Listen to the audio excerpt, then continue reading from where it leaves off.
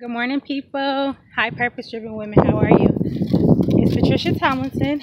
It's Monday, so I wanted to pop on for a few moments and just say hi and see how everybody was doing. So I'm out here doing my early morning meditation and walk with the Lord. So I just wanted to get on for a minute and talk to you ladies in regards to purpose. Ladies, it is so important and critical that you understand that you were created for a reason. And a lot of times through life, our purpose gets overshadowed. We don't actually get an opportunity to look at what we're recreated to do. And this morning I did a post and it was about truth.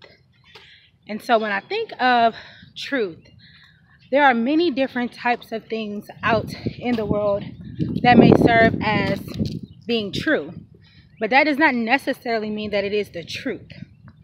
For instance, people make comments and talk about people and say ignorant things and things that are hurtful. That does not mean that the statement that they said is truth. So a lot of times what we as women have to do is reevaluate our lives. We have to take the time to sit down and think about what it is that actually serves as the purpose for being truth in our life. What is your truth? Truth helps you come into a moment of being authentic. Authenticity. Authentic. A lot of times we as women or people actually go about living a lie that is not true because we don't know what our truth is. To walk in authenticity means that you will have to know the truth. So my question to you today, ladies, what is your truth? What serves as a purpose as being truth in your life? Are you a pioneer? Are you a CEO? Are you a woman that embarks on endeavors every day and finishes all your tasks and agendas that you have to complete? What is your point of reference for truth in your life? One of the things that I always vowed or wanted to do, even before I had children or get married, is live a life of authenticity. There's no way that I can teach another person truth or help them if I myself don't live in the truth. I'm going to show you guys this view because it's actually really beautiful. Look at that. I just wanted to show you for a second how good nature walks can actually be for you.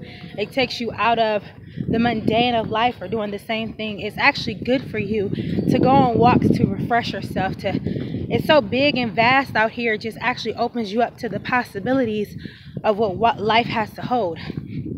However, I want you guys to understand, as women, there are so many names, stigmas, derogatory things that are placed on us on a daily basis. It is up to you as a purpose-driven woman to walk in your authenticity. It is no one else's responsibility to help you understand who it is that you are. A lot of times we as women like to uplift one another. Wow. Or help one another. And that's fine. That's more motivation or being a mentor. But the truth has to be something that sticks inside of you. It has to resonate with who you are, the core of your being. So today, I want to ask you, what is your truth? I feel as though purpose a lot of times can be masked by different things that occur in our life, such as pain. A pain to me masks a lot of it. Because when you're in pain, you have to put up barriers and walls and things so that people don't actually understand what is occurring with you and in your life. But the truth actually takes all of that away. As you walk in truth and pursue purpose, it will open you up to live a life of authenticity. And for so many of us, it's difficult because we have social media. We see different people on social media and they portray as though they're happy or that everything is okay or that nothing's wrong. Or that nothing is wrong in their lives. And that is just that's not truth.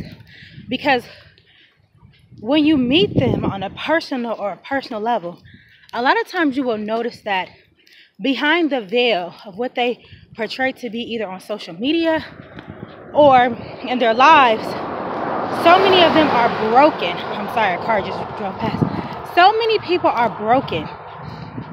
And sometimes I feel as though truth and purpose is the glue that we as individuals need in order to walk in our authenticity. And authenticity, in my opinion, brings about so much healing. You know, when I was younger, you know, friends and people that I were around, you know, as a young girl, you want to do things and portray to be a certain type of woman so the guy like you. Or if you have a crush on somebody, so, you know, you'll make it seem like you like sports or all different types of stuff just to get attention. And at the end of the day, once you don't receive that attention, or people start to realize that that's not who you really are, it can be devastating for the truth of who you are to really come out. It damages you to have to walk around with a mask on. It damages you to not be able to be free. Authenticity frees you. This past weekend, I'm going to have a moment of transparency. This past weekend, I went to a meeting, and in this meeting, there was a minister. And I went up just because he said, hey, come up, you know, if you want prayer or whatnot. So I go up, and he persists to pray for me. He was praying for everyone as a whole in the group, but I was the one that he pulled out of the whole group of about maybe 10 of us. And so he looked at me and he said, let it go. And in my head, I'm like, let it go. And he said, confidence. He said the word self-esteem. He said, you are buckling under all the pressure of having an issue with your confidence and self-esteem. See, I don't feel like it's going to help anybody if I get on this blog and I actually lie or put on a facade because I said I wanted to walk in authenticity. So that means that I also have to do that as I speak with you. So I hope this helps someone. And so he prayed for me. And he kept saying the word confidence and self-esteem and confidence and self-esteem. He said it over and over and over. And it's so crazy because you look at me. I actually had a conversation with this lady the other day. And she's like, I just don't feel cute. I don't feel beautiful. And then she said, I told her she was beautiful. But she said, no, you're beautiful. And in my head, I'm like, but no, you're beautiful. And ladies, she didn't believe me. She did not believe that when I told her that she was beautiful, that she actually was. And it was so funny because even with her looking at me, she said, you're beautiful. And she didn't know we were having a mirror, moment to moment, where I myself did not feel beautiful and or confident. And it was an eye-opener for me for the past week, how we as women all may have issues or problems or things that we're going through. And a lot of times we don't feel pretty. We might have bad hair days. You know, if you're a woman, you know sometimes on your cycle or your menstrual, you feel groggy, you feel bloated. There are so many changes that happen to us, not just in the spectrum of being seen, but just as a woman. You go through childbirth. You know, you get stretch marks. There's so many things that happens to a woman in her body and in herself. And a lot of times we just don't actually feel good about who we are. You're not the only one. So I wanted to get on today just to be transparent to let you know it's actually okay. You're not in this fight alone. I wanted to tell you to live in your truth. If some days you don't feel cute, your hair is messed up, you're still beautiful. And I'm going to tell you why. Because the truth is, beauty is in the eye of the beholder. Whatever you deem as beautiful is beautiful. I have to go back to God and how he stated that all things that he made were good. All things that he made were good. You were created in the image and likeness of Jesus. So, therefore, ladies, you're beautiful. I want you to live in that truth. I want that truth to resonate with you.